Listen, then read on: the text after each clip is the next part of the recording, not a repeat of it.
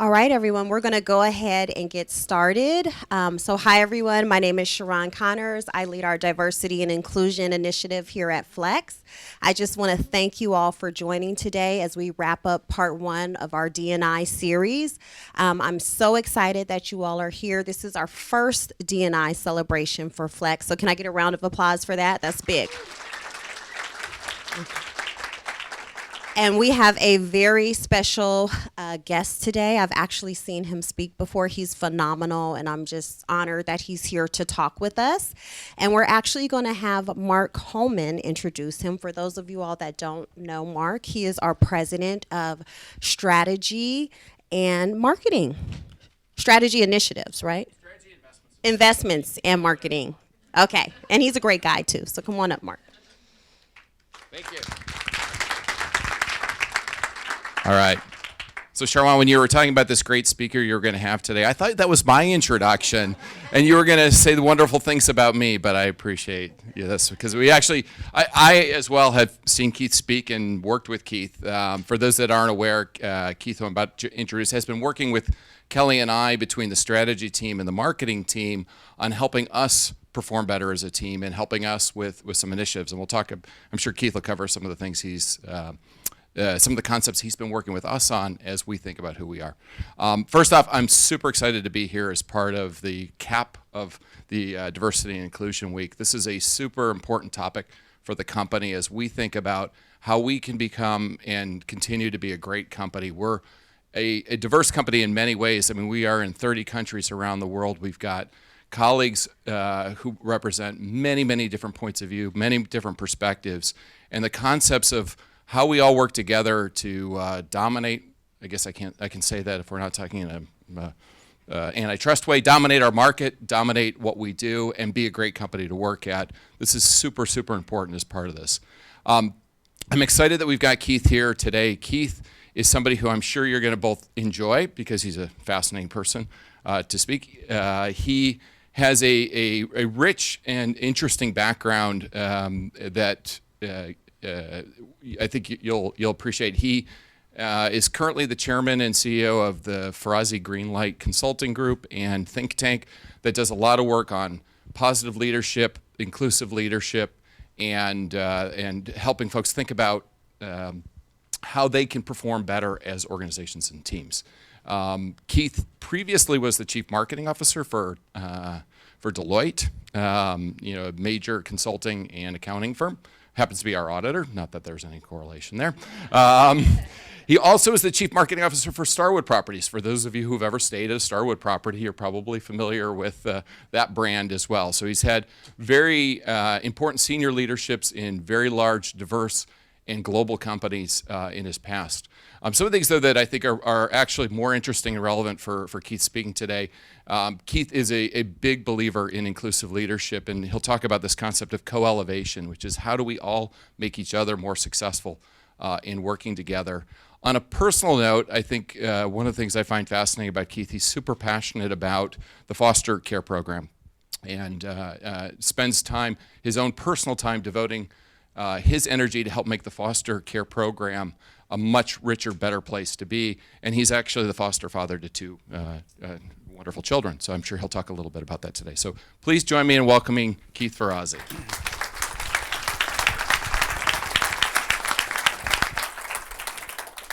The conversation today is actually going to be a conversation that is an interface of a new book that I've got coming out in the coming year called Leading Without Authority, but also my own passion for the diversity inclusion space. Interestingly enough, I just had to do a little quick calculus. We're 85% women in my company, and thank you.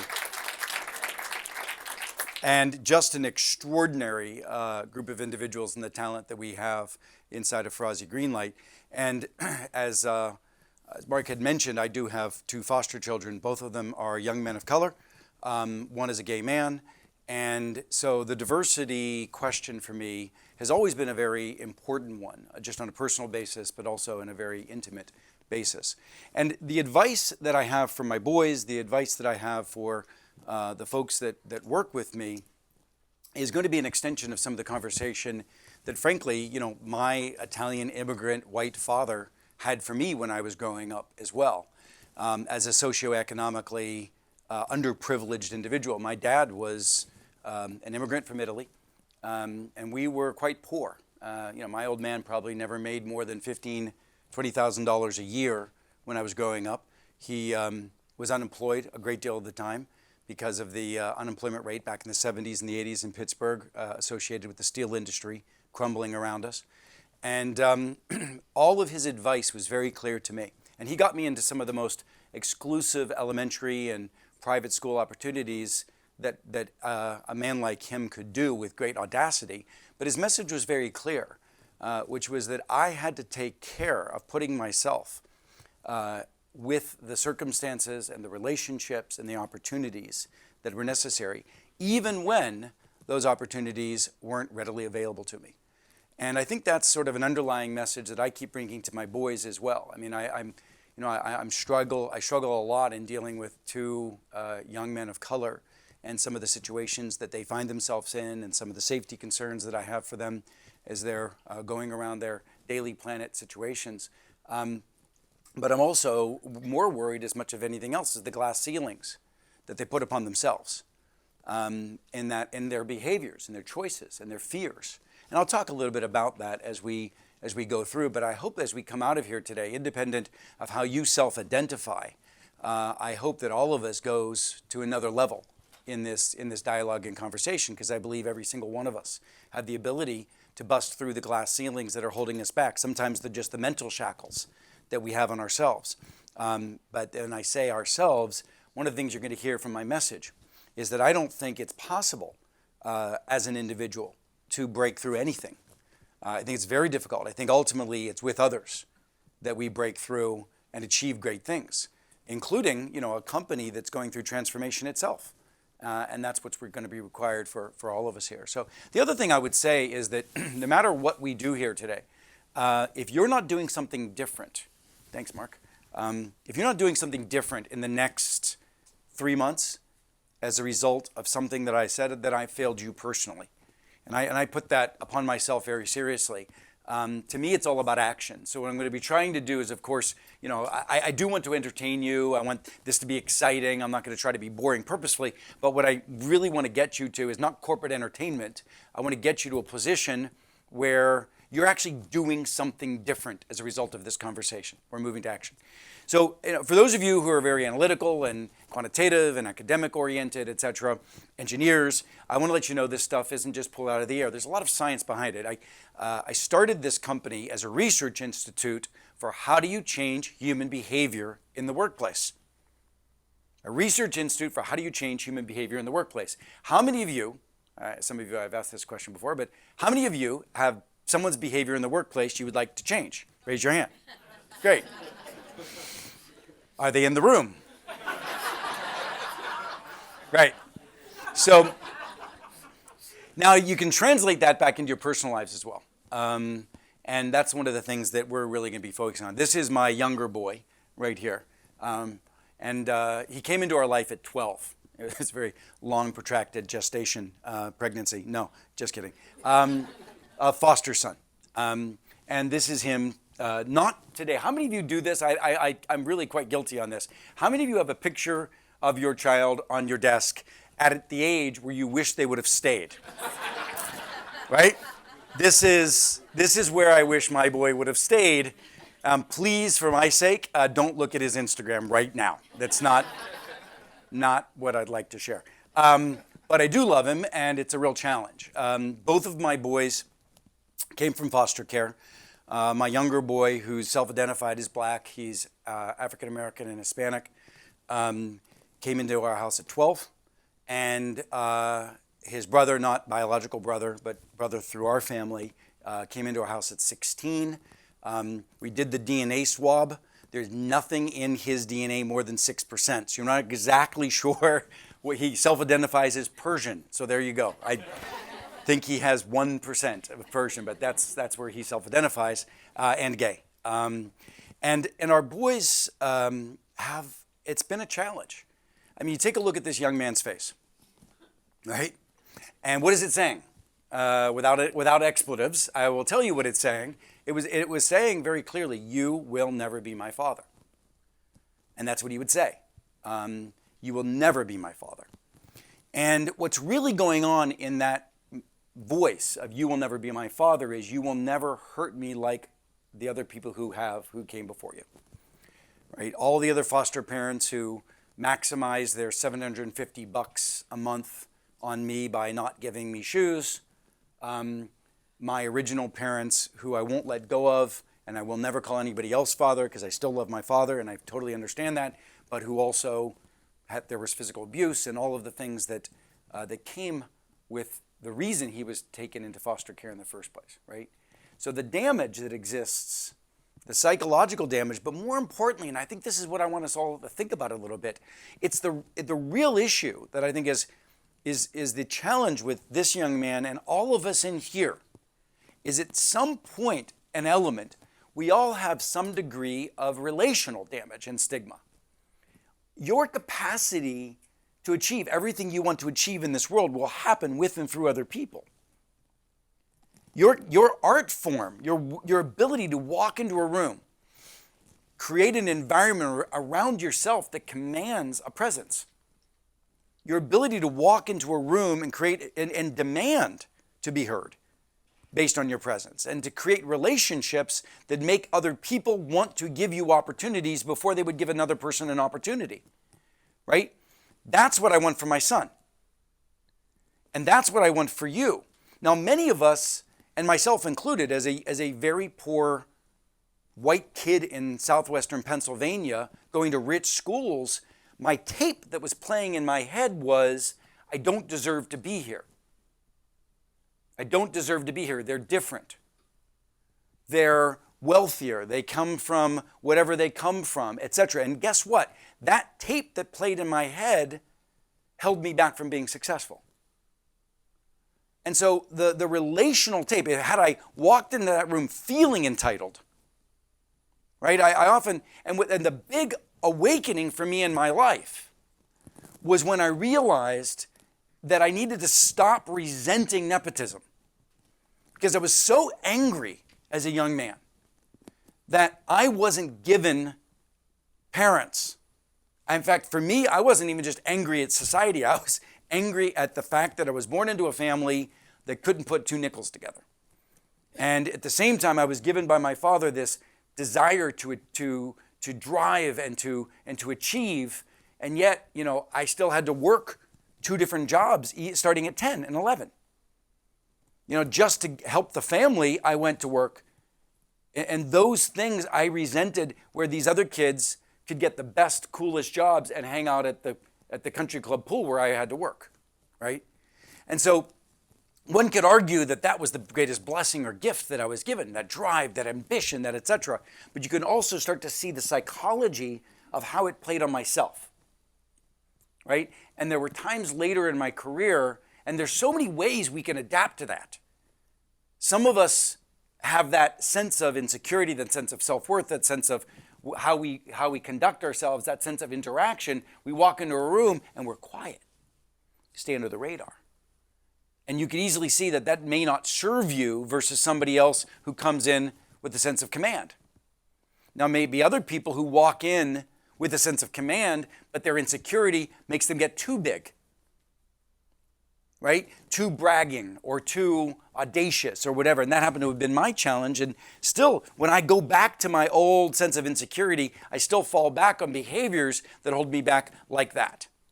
I mean, let me just pause for a second, and I don't mean to embarrass anybody, but I want to help maybe you draw the corollary. Does it all sound accurate or familiar that there are things that, based on your experiences, your personality traits, how you brought up, etc., there are things that you do yourself that hold you back, yes or no? Right. And so that's our biggest enemy. And that's what I say to my boys, right? If you really look at the population of people who will purposefully hold us back based on our sex, our sexuality, our race, etc., in the worlds that we live in right now, they tend to be a minority. themselves. It's not a large population in our workforce, particularly at a beautiful place like Flex, that's actively working against us based on our status, right? I guarantee you more that's working against us in these situations is our own mindset and psychology, just in terms of where to focus our immediate time. Now, that doesn't mean that there isn't significant work. I was just this past weekend with the CEO of the Girl Scouts at the X Prize Foundation. I'm a member of the board of the X Prize Foundation, and we birthed a number of new X Prizes. If you know anything about the X Prize Foundation, it's a foundation that launches moonshots.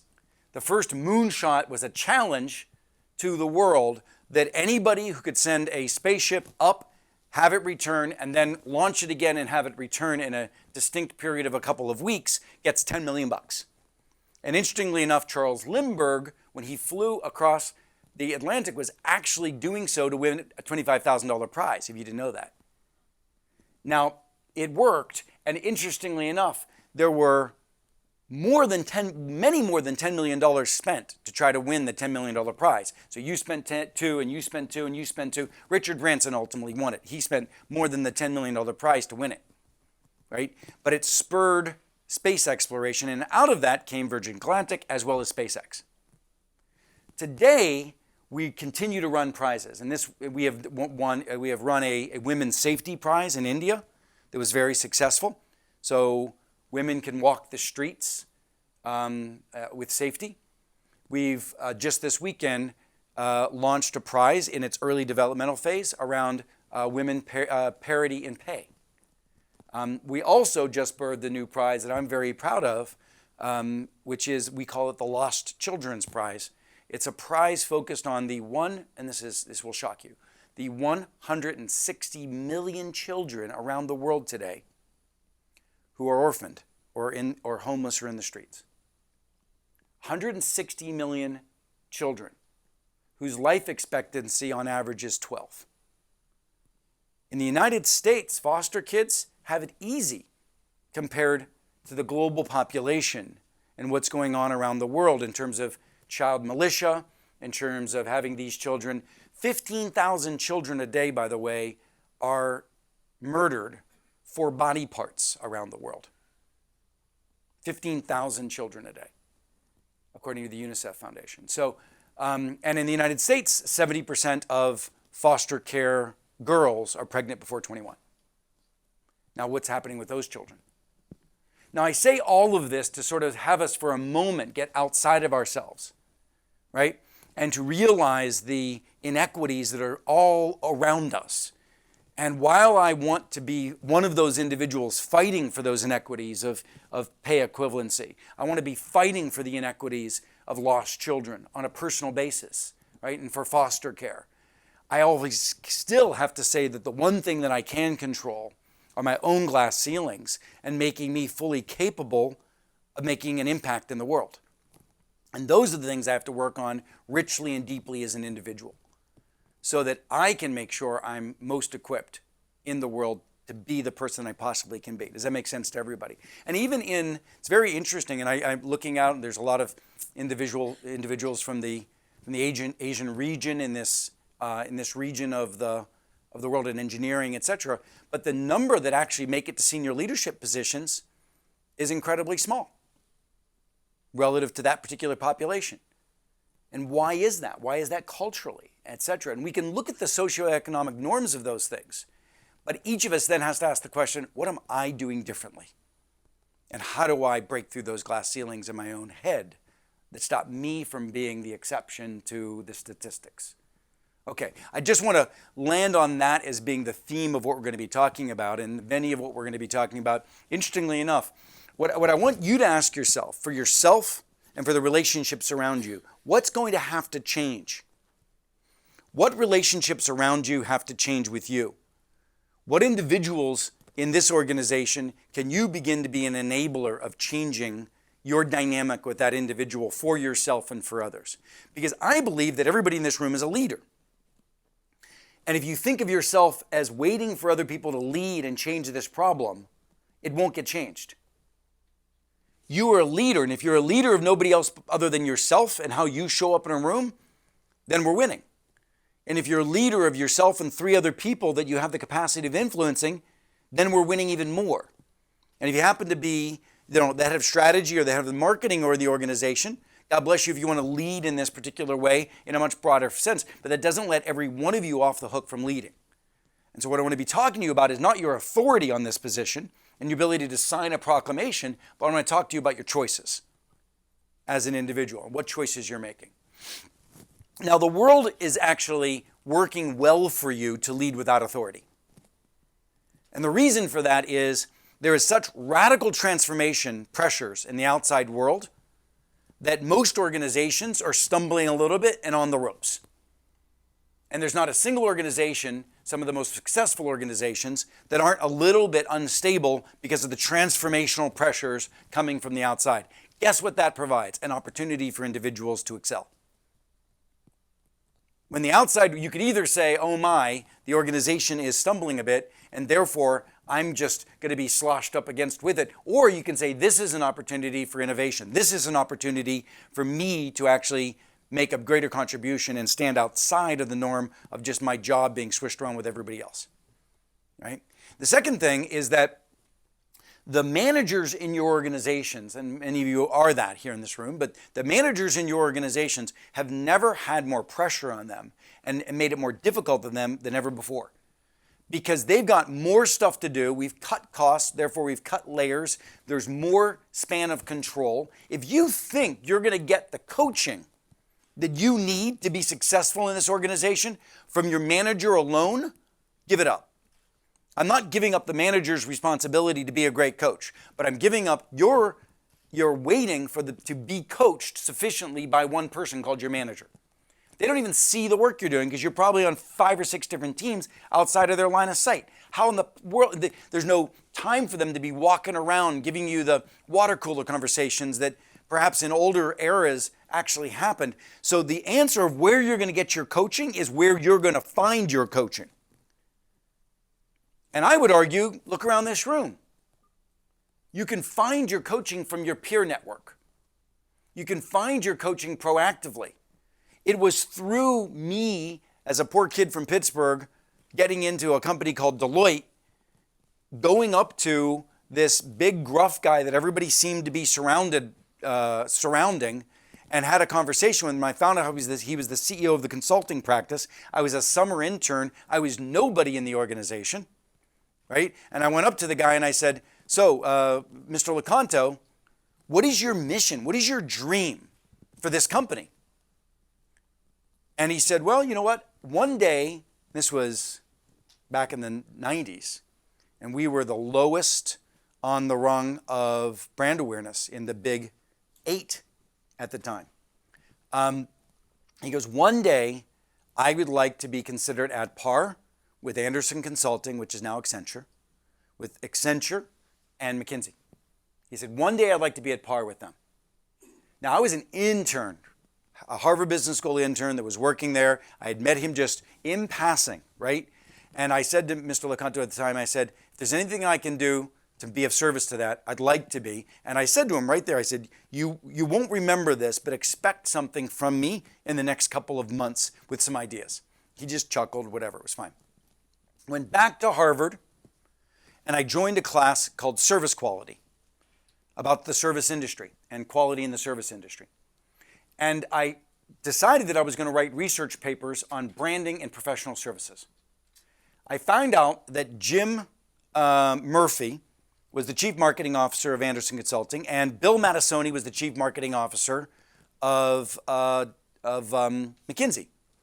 I called them, and I said, I'm writing papers for Harvard Business School, and I'm very interested in this subject matter, and I would very much like to interview you about brand awareness and marketing in professional services. They both granted me an hour interview each.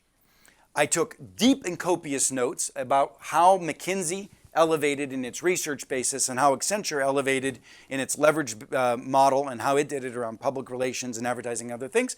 I took all the copious notes and I sent them to Pat Lecanto as well as submitted them as my papers. Right? Guess what? The number of partners at Deloitte had never done. That kind of audacious work. Now, I sit here at Flex and I ask the question, in a world of transformational pressures, is there an opportunity for you to make a difference here? And what are you doing to make a difference here?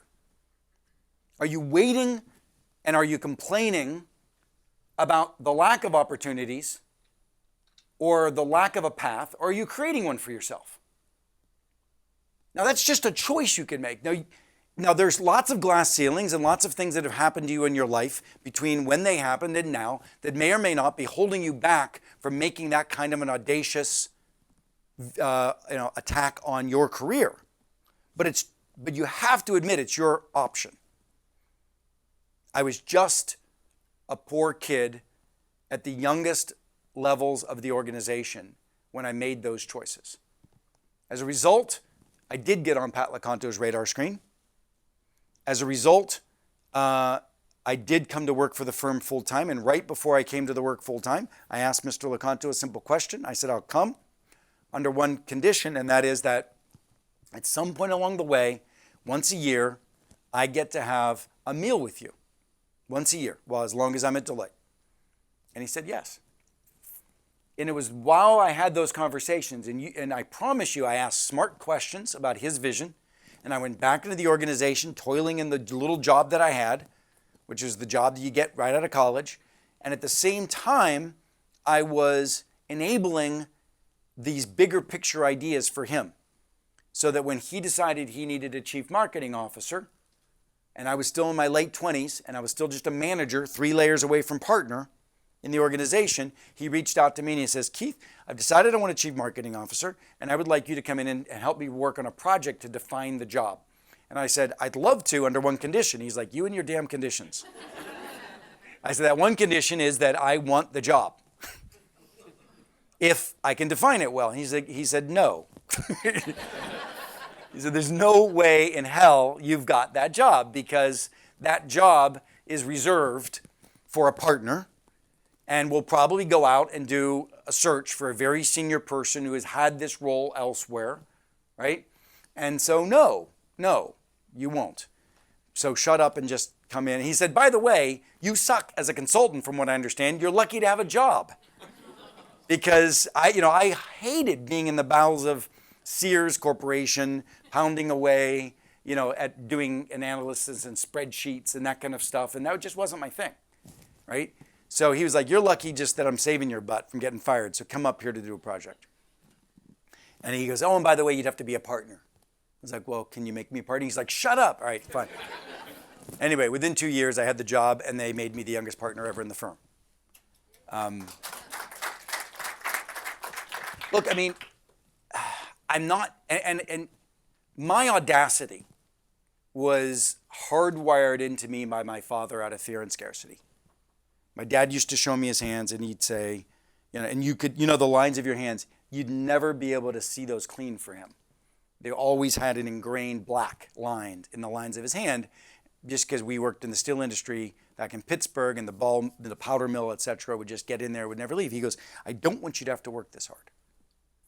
Right? And so that fear and that scarcity, et cetera, is what drove me.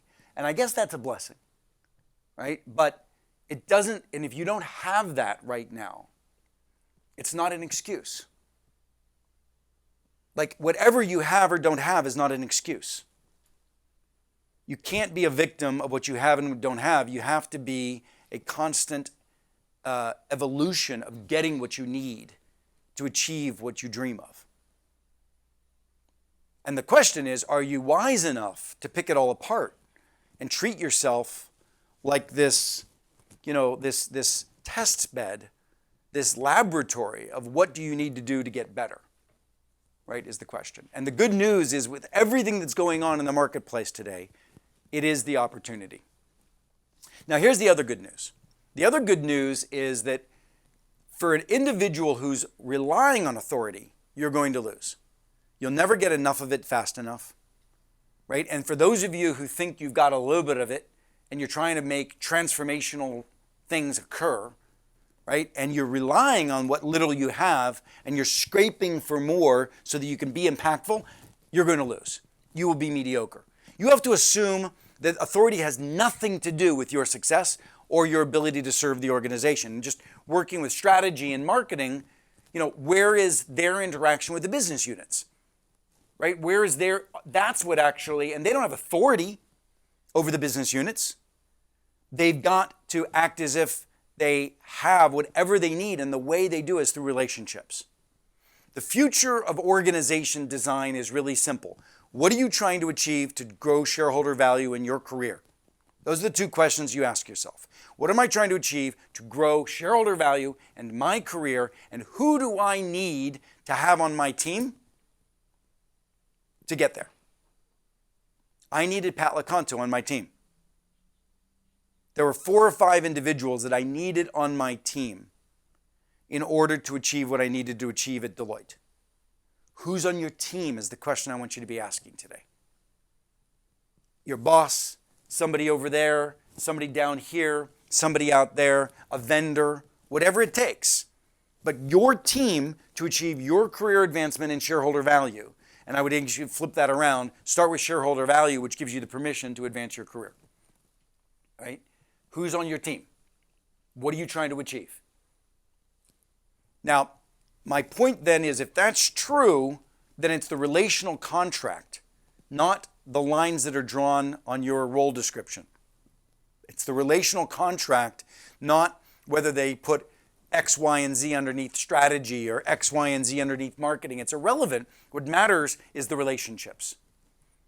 Because frankly, even if you got the certain things underneath your control, it still wouldn't be enough to make a big enough difference. There's always going to be edges. How many of you have seen org redesigns where we redesign the organization so that we can get done what we want to get done, and only a year or two later, we all find out that there's friction at some level because where this interfaces with this isn't working anymore, so we're going to redesign it again. And we keep running around redesigning the damn organization, when in reality, if we all just step back and said a simple question, which was, okay, who in the world do we need to build relationships with to build an extraordinary brand, to drive leads, to transform what businesses we're in that are profitable and unprofitable? But these are questions, and then you design questions with people and you achieve outcomes. That's where I want each of you to realize, and it's a relational piece. So all of this goes back to me when I was a kid. I mentioned that I had a job when I was young at the local country club. And I don't know if anybody else growing up happened to work at a country club, or whether any of you are golfers, but I'll try to fill in the blanks a little bit. But I was a caddy. I would carry golf clubs. So if I went around a couple of times with 2 bags, I would make $20, which is exactly the same amount that my mother would make from scrubbing floors all day at people's houses. Right? So this was an important amount of money, $20. The difference is she would show up and make $20. I would show up and wait and hope to get out. And sometimes I'd only get out once or twice a week if I was lucky. So what happened was there was this woman named Mrs. Poland, and she was the best golfer in the country club, and with exception of Arnie Palmer, who owned the country club.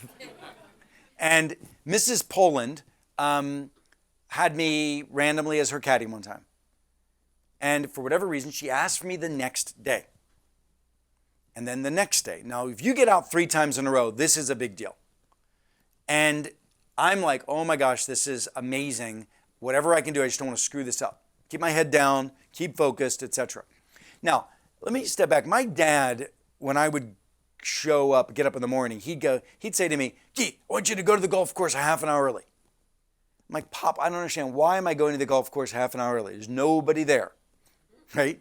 When it opens, there's one guy there, right? He doesn't have teeth. So, I don't need to go a half an hour early. And he would just repeat it. He'd like, oh, I want you to show up at the golf course half an hour early. Soon as my dad would say things twice, I knew the message. I just did it, right? Because I used to call it immigrant Tourette's. He would just blurt shit out. I didn't understand what he meant. I would just say, okay, fine, I'll do it. So I show up at the golf course half an hour early. And as I'm walking around, again, if you're not golfers, you wouldn't necessarily make this connection, but I would learn how the greens were cut, because I would just be seeing how they were cutting them in the mornings. I would learn where the pins were placed. And when we were going around, if you were blind to the green from where you were, it matters, like a blind dog leg. It mattered whether it was in the front or the back. You did, use an 8, use a 9, whatever. And now I didn't think about that, and my dad didn't either. My dad's point was just get your butt out of the house, get there early, because that's what you do, right? That was his point. But what actually happened is I developed a better specific knowledge as a result.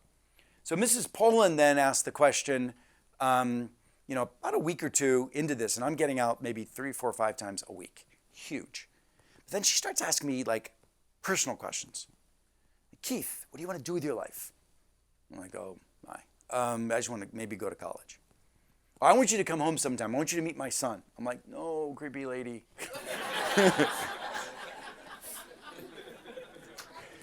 But yeah, no, this is not Mrs. Robinson. This is not Mrs. Robinson. I know where your head was going. I was just sitting there thinking, I hate rich kids. Because I hated rich kids. They made fun of me at school. We didn't have the right clothes, the right shoes. I wanted to have nothing to do with them. I do not want to meet your rich kid son, who's sitting over at the pool while I'm, schlepping golf clubs. I have no interest in this, this kid. So after about a week of me avoiding that question, and by the way, my son's picture, I always think about that because my son and I were doing the same thing. We're pushing people away that could help us, right? Now, he had whatever he had that made him want to do that, but I don't want to let him off the hook for the fact that if that's his mindset that's stopping him from being successful, then that's the challenge that I have to deal with. And for me, that was it. I mean, I didn't want to deal with rich people. I didn't want to deal with rich people. They frightened me.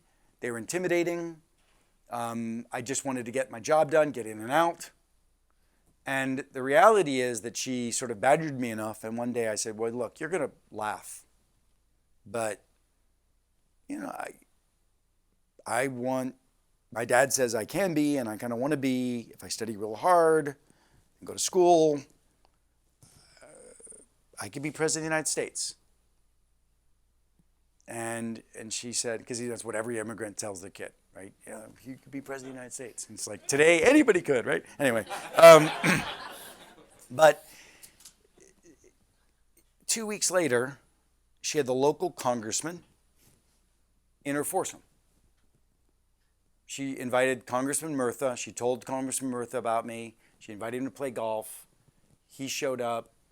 And somewhere along the way, he said, you ought to really get into speech and debate. He said, that was really important to me when I was young. He said, I've got a library. My staff would be happy to help you if you need it. And he did. Took me under his wing. Got to use his resources.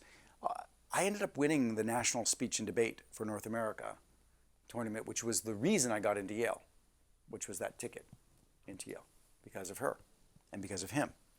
I decided not to get in politics anymore because he got indicted, but anyways. Nice guy, but anyway. But the point for me, I had to land with, why did she help me like that? Now, your natural reaction will be to go, because some of this talk has been on the softer side, your natural reaction will be, she saw something in you, she was from that side of the tracks too, all those things are actually true. But I'll tell you something. She did what she did because I took 2 strokes off of her golf score. And had I not, because I showed up at the golf course half an hour early, I wouldn't have made a registration on her. I wouldn't have registered on her. Now, let's go back to this idea of who's on your team. I want you to imagine your mission here at Flax, right? And your career. And maybe it's here and then you'll go somewhere else and all of those things that are in your mind, which is all wonderful, right? Imagine your mission. And the first question you have to ask is, for the sake of my mission, which adds shareholder value, and for the sake of my career, who's my team? And then the most important question is, how do I serve my team? Are you showing up a half an hour early at the golf course for your team members? There are some people walking around these hallways and all they care about is next quarter's performance. That's how you serve them. Pat LeConto cared about his legacy of building a brand that mattered. That's how I served him. I would have never made a dent on Pat. I would have been in one more individual, nameless kid walking through the halls of Deloitte, would have gotten fired because I sucked at consulting and spreadsheets, right? I would have been one more kid coming through if I hadn't showed up at the golf course a half an hour early for Pat LeConto. You get the analogy?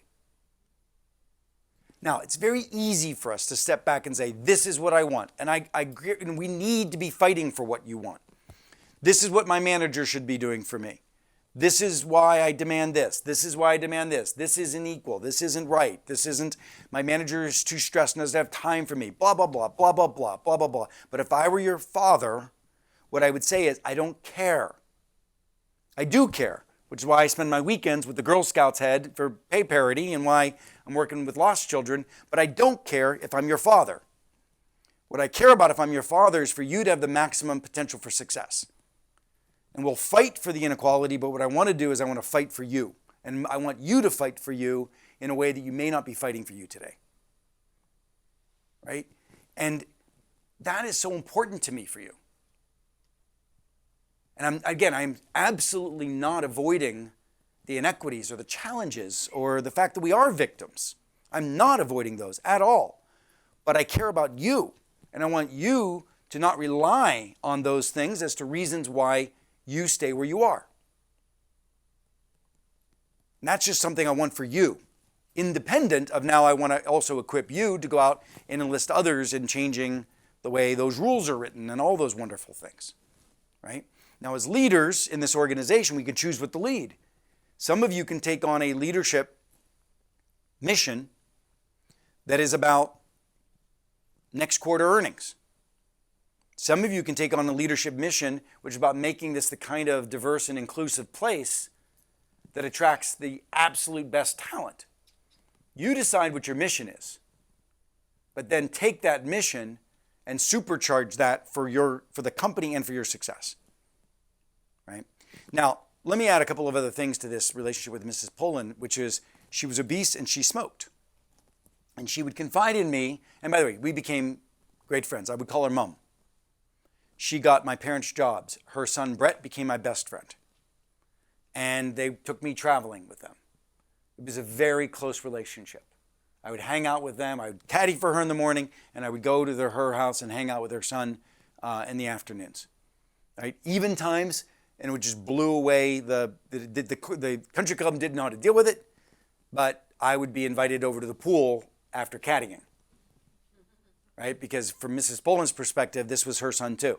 The fact that he had to work in the morning, but he'd come to the pool in the afternoon when he wasn't working, which, was a challenge. And the good news is Arnie Palmer was the head whose dad used to be the greenskeeper. So we were able to get around the whole thing that way. It's like, hey, listen, look, go talk to your owner and see what he says. He bought the damn club.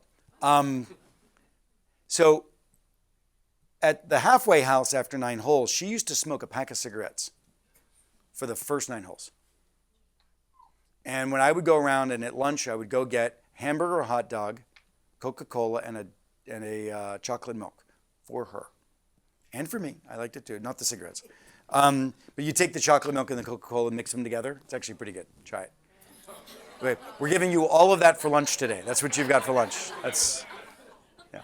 And the reality was I came back one day because she had confided in me she wanted to lose weight. She confided in me she wanted to stop smoking. I cared about her. I loved her. And I came back and I did not have cigarettes. In fact, the 4 extra cigarettes that were in her bag, I had crushed them. And I had a salad for her and a tab, which many of you don't remember. It's like, for those of you who don't remember, it's just Diet Coke for old people. That's what it is. Right? And she was so upset. So upset. And the reality is she, within a couple of seconds, hugged me and started to cry. What did she realize? That I cared. Now, that is the next extension of being of service to somebody. There are people in this organization who you have to build enough relationship with to earn the permission to tell them what they don't want to hear. But you can step back and say, they don't want to hear. I would say to you, you've not earned the permission for them to hear you. I don't put anybody in this room, I don't give anybody in this room the ability to blame somebody else for anything. That's you getting that from me? That's the bottom line. Because if, just like my boys and like my dad did for me, I want for you the best. And if I want for you the best, I'm not going to give any excuses around you for why you're abdicating your responsibility for being the best at all. Now, I know there are jackasses in this company. I absolutely know it. And the question is, not the question, but I just don't care. Because as long as you choose to be here, you may have to work with a jackass. By the way, how many of you have friends that are jackasses? Raise your hands. Okay.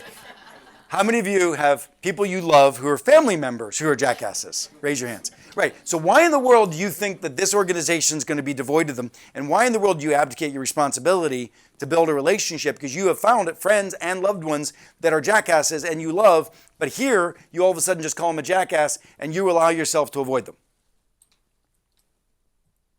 Right? You see how you're hurting yourself in that process.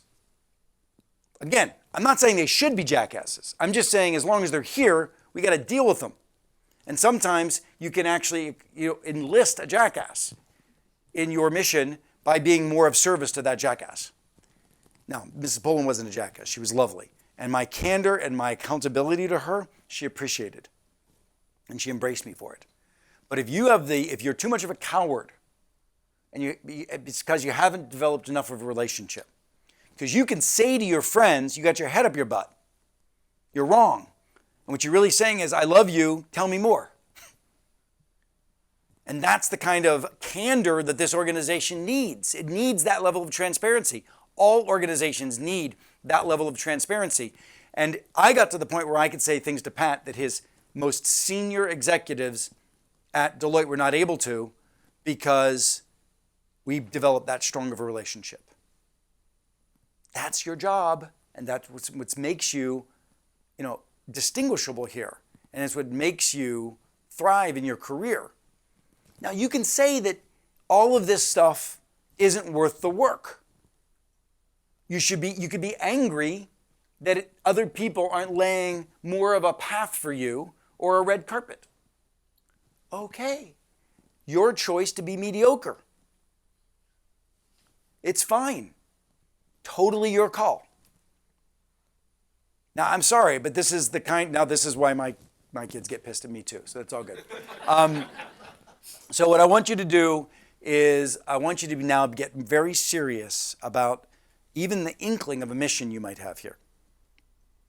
Something you want to use to ride your career and this company into success. Is it like some of the folks that brought me up here? A passion for a diverse and inclusive workforce that thrives and gets the best talent? Is it breaking through in strategic questions that we're not looking at today?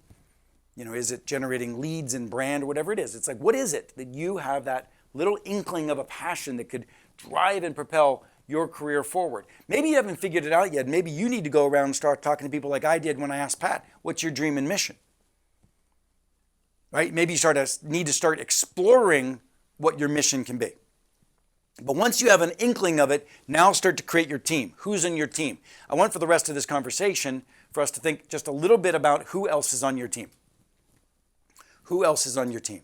Even if you identify one person, can everybody kind of think about one person that you realize you're not doing as earnest a job as getting them on your team as you could?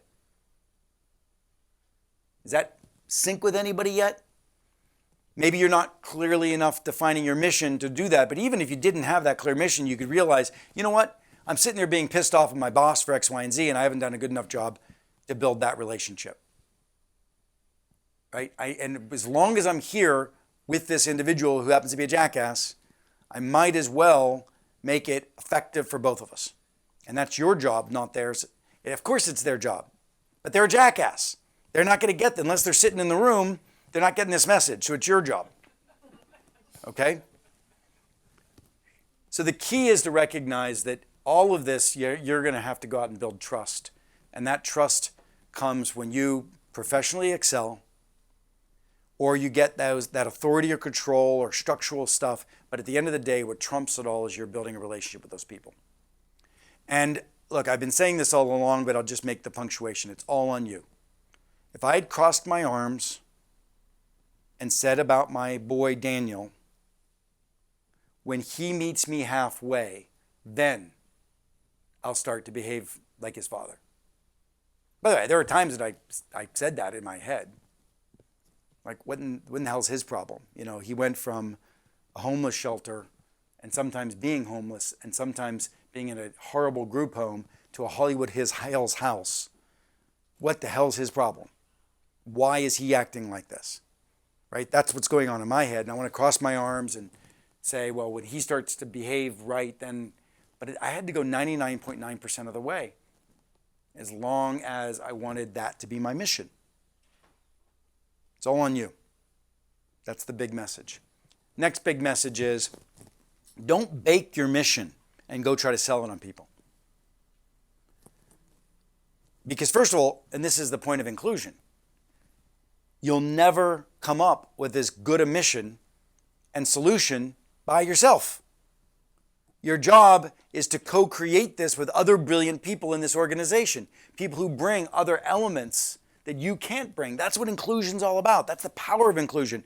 Diversity and inclusion is put together because if you have diverse thinking and people and ideas, then you want to make sure that those diverse people, thinking, and ideas get out to create the best soup.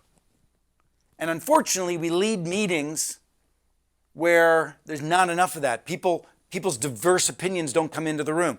The work that I do with Kelly and Mark is very much focused on making sure that all diverse voices are heard in the room. And that the courage of candor and the courage of ideation and collaborative problem solving, even something simple as stop running staff meetings with report outs. Because what you hear is a bunch of individual points of view. What you want is the power of a group of unique thinkers with diverse perspectives and points of views and backgrounds to fully make this soup extraordinary, called Flex. Right? So now that you know your shape of your mission, you started getting the people, you don't go up and tell them what you want. What you go up and say, I'm kind of excited about bringing this. Would you be willing to join me on that and we can figure it out together? Here's some ideas. And by the way, the more you give ideas early on, the more appreciative they'll be to seed that conversation. So this weekend, I started with wanting to do an X Prize on foster care, because that's my passion. But there's fewer than 500,000 people in foster care. And I tried this years and years ago. I tried to get an X Prize on foster care and I got shot down. Why? Because they're doing X Prizes on saving the coral reefs, which are now 50% depleted, and that's the rainforest and the tipping point of the ecosystem of the oceans. And they're dealing with, a billion farmers in poverty around the world, right? They're dealing with all these issues, and I'm coming with 500,000 people. And it wasn't until this year that I met this woman named Xenia Tata, who is a part of the Tata family in India. But I started talking to her, and she was like, well, listen, foster care sounds like a pretty good deal compared to what we have in India. I said, well, what do you mean?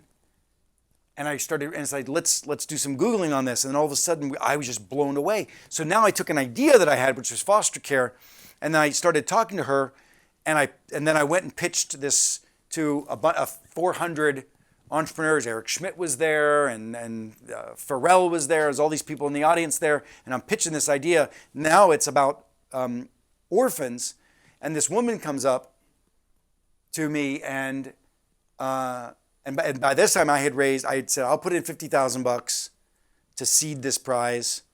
And I picked up the phone and called a friend of mine who said he'd put up 200, but just to seed the prize, we needed 500,000. And all out of the blue, this woman comes over to me and she says, you know what? I don't know if you know this, but human trafficking emanates from these children. This is the shopping for the human trafficking.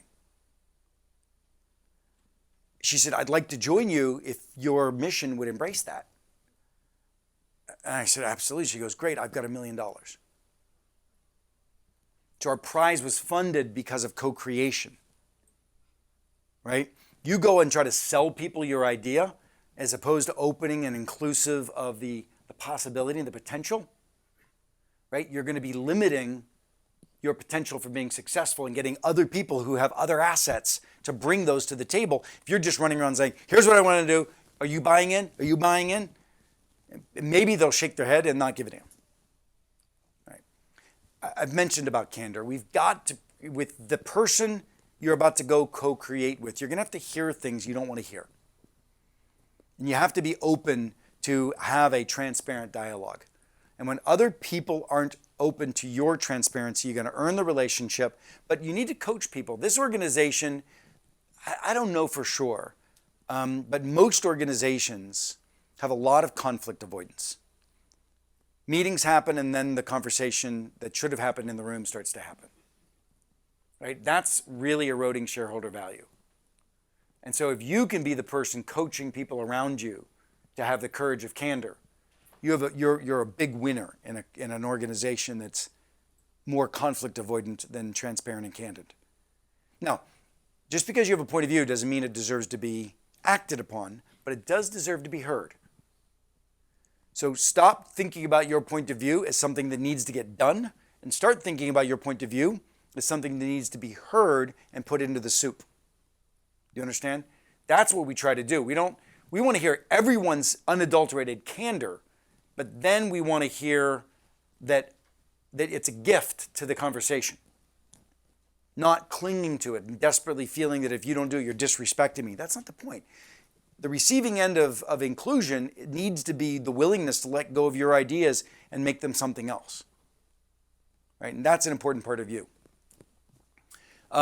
Celebration, I want you to be the cheerleader for your team, whoever your team is.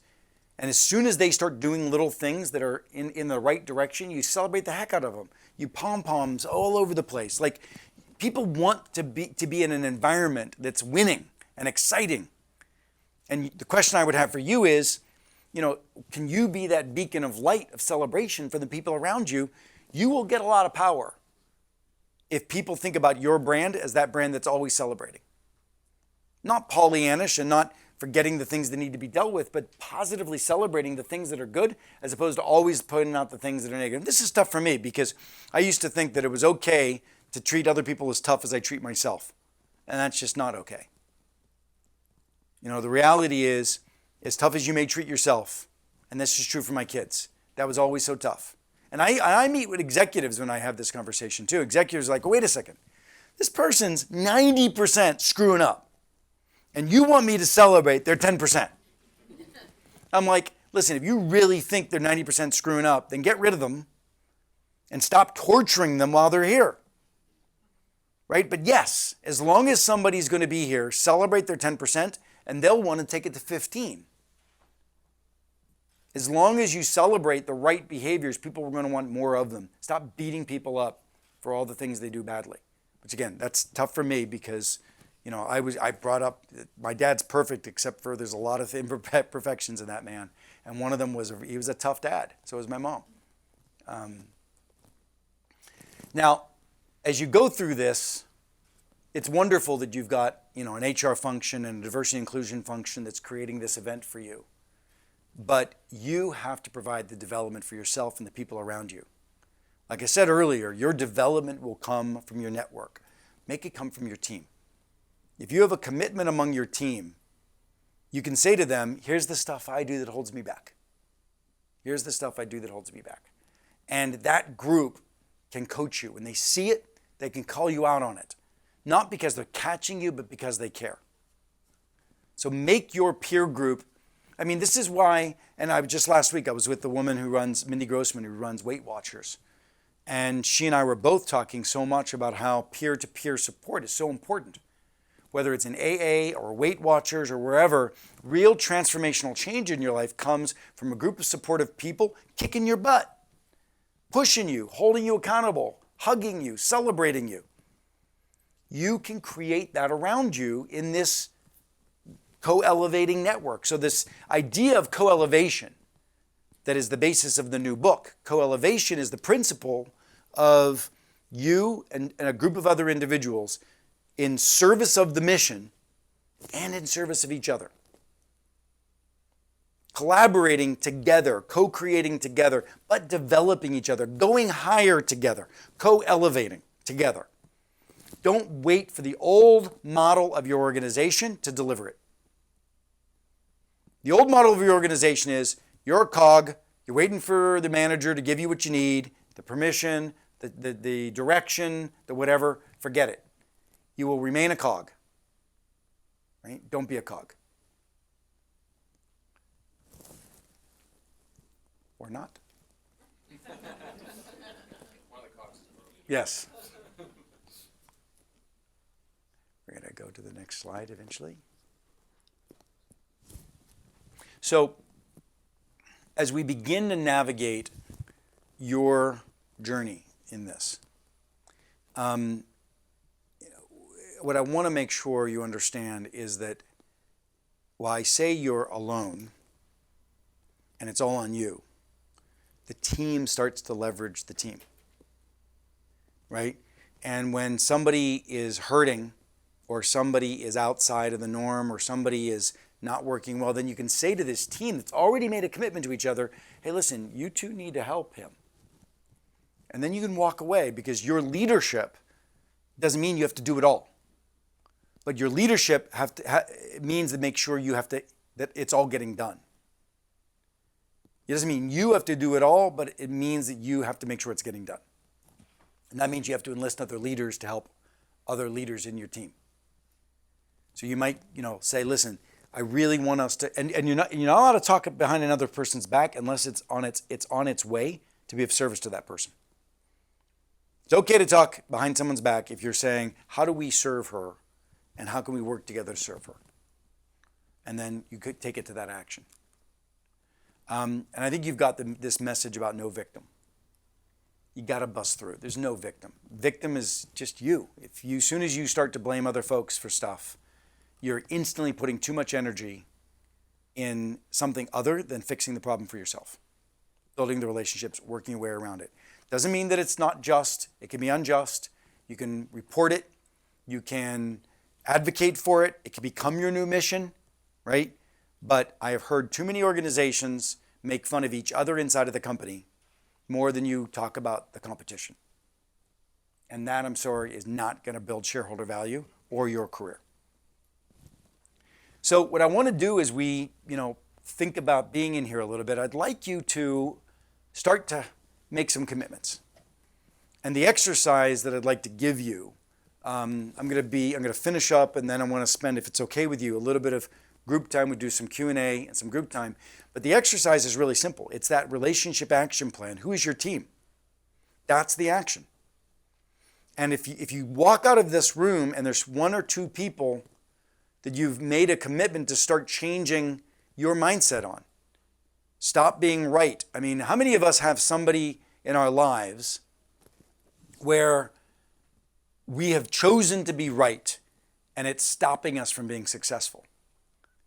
What I mean by that is, how many of you have somebody that's like, well, great, so be right and have a sucky Thanksgiving because you won't talk to your sister. Be right and deprive your children from having a grandmother. Be right and shoot yourself in the foot for your own career. Be right, and you see what I'm saying? It's irrelevant. Get moving on the actions. Get moving on the mission. Find the team. Find the army that's going to be right, and more importantly, be winning. And so who are those one or two people as you leave this room? What is that mission? That's what I want you to be very clearly thinking of. Now, some of my friends in this room have heard this story, but to me, I have to constantly remind myself of this. So this is my mom in the middle. And she's doing great, by the way. I'm going to go on a slight deviation. She's 85, and if you want to see at lunch today, I'll show you a picture. I bought her a trainer that comes to her house twice a week now. And why? Because I used to send her, one of the blessings of having had some success in my life is that my formerly poor mother cleaning lady now lives next door to one of the snooty ladies she used to clean for. She loves it. She loves it. And when I come home, I always send a black car service to come and pick her up. And she waits until that woman is like in the thing, till she walks out, gets in the black car service. And my mom, and I got her a place that she goes to. We rent for her in Tampa because I don't want her slipping and falling in Pittsburgh in the winter. It's dangerous. So she said to me this past summer, she goes, I don't think I want to go to Florida this year. And my sister passed away this past year of cancer, so I didn't know if it was that. But she said, just I'm not as mobile as I used to be at 85, she says. She goes, I'm not as mobile as I used to be. I don't want to go to Florida this year. I'm afraid. What if I get sick? And I'm sitting there thinking, you got to go down there because the likelihood of you falling in the winter would be bad. And I said, Mom, I said, look, you're not living your life. I think you need to start practicing this idea of healthier this year than you were last year. She says, what do you mean? I said, I'm just going to start sending you a trainer. So I got a trainer that comes to her house twice a week. By the way, it's a whopping $20, right? $20 a week to get a trainer to come to her house twice a week. This woman comes and puts my mother through these wonderful exercises. And holy cow, she used to be one step.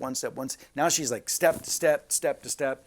And the commitment is that when she's ready, we're going to go to Alaska together on a cruise, right? And she's totally up for it. And why do I put that out there? I just put that out there just because I'm now becoming an advocate for all of us, as many of us in this room may have aging parents. Start asking ourselves, instead of just watching that happen, what can we do? Like, what can we do early around that? But anyway, so this is my mom. And she has a group of ladies that she hangs out with. And now there's only 3 of them, but there used to be many more. And she calls them her card club girls. They've been hanging out playing cards once a month for 45 years. And I asked her about this group. I said, tell me about the group. And she talks to me about how this group used to cook for extra. When my dad was unemployed, they would cook extra and bring it home to my mom's. So my mom could pretend to my dad while he was out looking for work that we were able to stretch $1 and we didn't have to go eat welfare cheese, right? This group would, when one of my aunts passed away, they sat on her bed a few days before she passed, played cards with her. They didn't cancel. They sat and played cards with her and said goodbye. And when my dad died, they made sure my mom got out of the house every day until she wanted to get out of the house. Right? She jokes that because there's only 3 of them, one of these days there's going to be one of them playing solitaire thinking about the others, right? And what I have to ask myself is, did I have that? And I didn't. And what was worse, not worse, but I was not the leader that was building that on my company at FG. And today, we've got different groups within Ferrazzi Greenlight, but I've got a very core group of 5 ladies that work immediately around my core business. And then there's the consulting division, and speaking division, and other things. But that core group, we've all made the commitment to be that for each other. That we will be each other's lifelines. We will practice, and it's not easy. Any given day, you want to strangle one of each other. They want to strangle me. It's like all the forgiveness and all the work that it takes. But God, I've never in my life had a better year in my life. And every year it keeps getting better. This was about 6 years ago. I came to this revelation, and we've been working on it. And the key is, this is your choice. Do you have these people around you? Not to end with this, but are you married to this person? I mean, we deserve these relationships in our lives. And they're a choice. They're your choice to develop. And they can be changed. The 5 ladies that are in my core group have been 3 of them have been around for a while, and they were different relationships in the past. So it's not just because you have somebody acting like they act, they can be changed by your own behavior. And that's my question for you. So good luck at this. So what I'd like to do now is, how are we on time before lunch? What's that? How much? 15 minutes? 15 minutes. We have 2 options. One option is, I would love for you to speak to somebody around you what you're thinking about relative to this talk, just as like a mission, any people you need to reach out with, etc. The solidification of what was in your head is very powerful. So before you're going to get lunch, I will force you to find somebody here that you feel safe with, just to say, here's a person I'm going to go build a different relationship with. And you don't even have to say the person's name. You can just say, I've got somebody clearly in my head. Their initials are so-and-so, and I'm going to go do it, right? Right? Whatever it takes. But I want you to solidify that. But in the meantime, let me get some Q&A from folks, some challenges or questions. Anybody? Yes? How do you address the issue of individual accountability with this sort of supportive team structure? Yeah. That you So, great, thank you for that. Just because you're letting people be them and letting people make choices once you give them your candor and you don't control this network, if you have authority, you're still allowed to fire them. In other words, this is what I've realized. What I say to my son is, I love you. And there's a particular situation with foster care when they hit 21, when they hit 18, the government will actually support them independent of their foster parents. So at 18, most of the kids flip off their foster parents and go out on their own, take money from government, smoke pot for a few years, do no work. And then at 21, they panic because they're not equipped to hit the world. Used to be that happened at 18, now it's extended to 21, but it's still the same thing. And so my boy is right now, the 21-year-old, in a situation where I've said to him, here's my advice, and he's like, has all these excuses and all these things, and I said, I love you, here's my advice, and I'm not paying for anything if you're not working 40 hours a week. So I don't care how much your 40 hours a week makes you. If you're working 40 hours a week, I'll pay the gap. I'll get you, housing, I'll get you everything you want, but if you're not working 40 hours a week, I'm not paying a thing. Right? So I love you, and here's my advice. Here's what you should do to get a job, here's what you should do this. If he does none of that, I'm not trying to control him. I'm giving him my feedback, and I'm setting accountability. Now, if you don't have accountability, meaning they don't report to you, then the only thing you can do is exercise the care and the love of the relationship to get them to participate, right? So you have that, but I think it's actually the wisest thing, which is you set the ground rules, you give all the advice out of care and intimacy, but then the person has to make their own choices. Does that make sense? It's tough as a father because I'm scared to death that he's going to screw this up, and I don't know what I'm going to do when he doesn't have a place to stay come January 6th. Will I stick to my knitting and let him hit his own trough? Or will I suck it up and he'll move back in? I don't know what I'm going to do. I'd like to threat at least that I don't know if he's going to be streaming somewhere, he's going to see it. But I'd like to threaten that at least I'll be there, because otherwise he will just, I'll just become the next governmental paycheck that he'll just do nothing, smoke pot, and hang. Which is why I don't want you looking at his Instagram, because that's what he seems to be doing right now. But anyway. Yeah. Anybody else? Thoughts, questions? One more? How about this was really a blessing. Thank you for the Diversity Inclusion Organization sponsoring this. So thank you guys.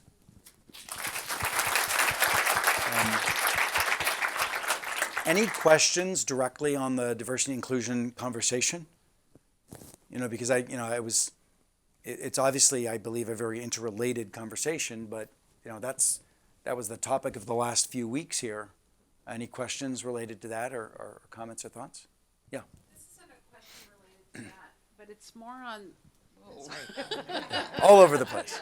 Yeah. Like a press conference. it's on. It's more on everything that you've said, and for those of us sitting in this room or watching, it's great thinking to go out and practice and to take this and make it practical for ourselves. Right. But I truly believe that the company on a whole has to embrace this sort of behavioral change. I agree. And it has to be ingrained, and it has to come from the top, and it has to be part of the DNA of the company. And I get that you can do a grassroots effort and we can all go out and try this. Yeah. What I would say is just change the language a little bit and say, my hope will be that this organization creates. There has to be, unfortunately, because I do the same language myself. My kids, I was doing it this morning. My kid has to get 40 hours job. He has to, right? That's a has to. But the reality is he doesn't. And he might not. And they might not. And the question is, how do we help them do that? Now, how do I become a leader to make that happen? What are the things that I would do to lead to this organization's change in that way? Right? What movement can you make as a leader, as an individual? What can you do? What does that look like? What is your equivalent of what I did at Deloitte? In that, if that is what if that is your mission, what do you do to do that? Right? There are, I don't know who's the highest level HR person in this room, but I do believe that HR has a role to play significantly in this. But so do the business unit leaders. There's a lot of work to be done, but as soon as we start to say another person has to do something, we become one step removed from what we have to do, right? As evangelists, as leaders, etc. So I agree with you, but let's be activators as opposed to finger pointers for all of us. What does that mean? If this room, look, there's more than enough people in this room to create a movement. If you decided that, like, if the mission of diversity and inclusion and the mission of leading without authority was a mission you wanted this organization to practice, right? And somebody could have stood up and said, I want this to be my mission. Anybody wants to join me for lunch, join me. Right? That could have been what any one of you did. And then you would have had a posse or a team that would have started at lunch that said, let's meet 3 other times at lunch, over the next 2 weeks and figure out what our pathway is to changing this organization's culture. Right? And anybody else who can't afford the time right now to join us, give us your name on the way out and we'll invite you to future meetings. Right? Now all of a sudden you're activists and you are leading a difference in the organization. But to sit there and say, boy, isn't it a shame that so-and-so is not here to hear this. You've missed your leadership opportunity. So, that would be my suggestion, is who wants to be a leader in this? And then start having the conversation outside at lunch right now, instead of just taking the lunch and saying, boy, that was interesting. Let's go back to the desk. Yes, sir.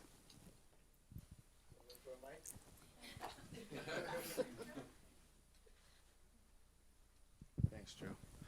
So I'm sitting here asking myself, how do you prioritize your missions, right? Because you think of the team that you want, and you first think of the mission. There's a bunch of missions that I'm thinking about for Flex, for my personal life. Yep.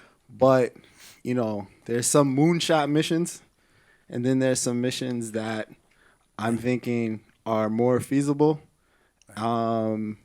So how do you go about, or what kind of advice would you go about? Yeah, thank you for that.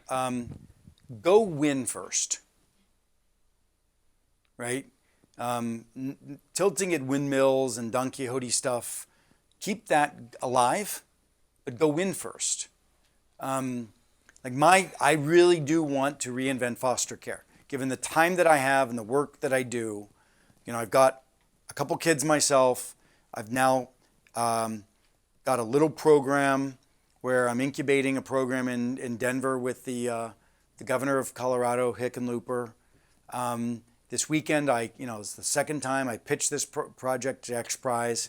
And now I've got a project on my hands that isn't quite foster care, but it's lost children and human trafficking, which I can totally get behind. But let's say I could start this movement and eventually I'll get it done. Like, you go with what the instincts are, what the possibilities are. But I would say start with something you can see success in. The fact that you just said what you said is exactly spot on. Your entire life it should be thought of in terms of goals and networks. If you think of goals and networks or missions and teams, your life is going to be different for the rest of your life. Right? If you take these rules and apply them to yourself, your life will be transformed. No question. Relationally transformed through this leading without authority philosophy. Now, I got to do my job too, which is get this book out and try to make this a more aware movement. But this is just make a commitment today. I don't care what it is. Just go. Don't try to map it all out and get 20 of them. Get one done. One last question or one last thought.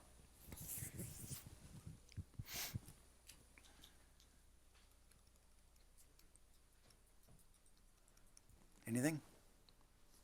Well, I'll add a thought. Well, just having been working with you and the team more broadly, I think, this is amazing. And we've all in our team had a great experience with the work that we've done with Keith. I think back to the candor part, and I'm going to come at this just at a little different angle. It's so easy to fall back into your old habits. So easy. And I think Kristen and I were talking, it's just nice to have a refresher and to, when we're with each other, to call each other respectfully out and say, you're falling back into that bad habit. This is not a co-elevation experience. This is not what we're trying to achieve as a team. And this is really a better way to go about it. So that's one little thing I would add. Thank you. And maybe some of the best way to do this is if you take these rules and just practice them in your marriage. Maybe that's more difficult. But if it's not more difficult, if you've got a spouse that might want to lean in and hear what this is about, and you guys might want to collectively decide to live that way and create some new spousal rules between you, then it'll be a place where because presumably it's the place that it should be happening. Two people deeply in love, elevating each other, that should be happening there. So if you could get it to happen there, I think it'll be an opportunity that keeps reminding you that it should happen in all parts of your life. So for me, I have to do this. This is what I coach and I teach. And therefore, if I don't do it in the workplace, I'm a little bit screwed. Not to say that there aren't plenty of hypocrites out there preaching stuff that they don't do themselves, but I'm trying. But find a place, find a relation, find a friend here. Maybe you don't have a big mission. Maybe all you find out of this is a buddy. Maybe all you do out of this as a first step is finding somebody you like already, but you've never really engaged with them as a coaching partner. And you've said, I heard this talk, it was interesting. You weren't here for it, but it's going to be up on our network somewhere. Go watch it, right? And from watching it, I'd like you to be that with me. Let's have lunch once a month. Maybe that's all it is. Let's have lunch a month. Let's talk about, and if you really want to get into this in depth, I wrote a book on it called Who's Got Your Back? Who's Got Your Back? Yeah, thank you. Who's Got Your Back? Got your back? Is a formula for practicing this deeply and very rigorously. I put a lot into that book, and a lot of people read it, and it's just too much because it's scared the death out of them. They're like, oh my God, because they read Never Eat Alone, which is all about happy rules, nice rules to build great relationships. It's like eating popcorn. It's really lovely. Then you see this system for changing your life through relationships with other people, and you're like, oh my God. And so now I'm writing a third book, which is about co-elevation. It'll be a lighter book again on this principle. But if you really want all the core stuff, it's in Who's Got Your Back. You can go read that with a buddy or a friend and create what I call a lifeline group. It could be 2, 3 people, it could be just 2 people. So anyway, I am so excited because this is a topic that means a lot to me. Diversity and inclusion means a lot to me personally, for very personal reasons. But I've always hated inequality. I've always gone for and fought for the causes and the people like myself when I was young that weren't cut a break early. And I want that so much to me, because I want us, and I don't know how to argue it from the institutional level. I always come back and I say, there's glass ceilings on every one of us, right? And it's our own mindsets. So let's focus on those first and be of service to those first. So I'm really touched to be asked to do this. I appreciate it. Thank you.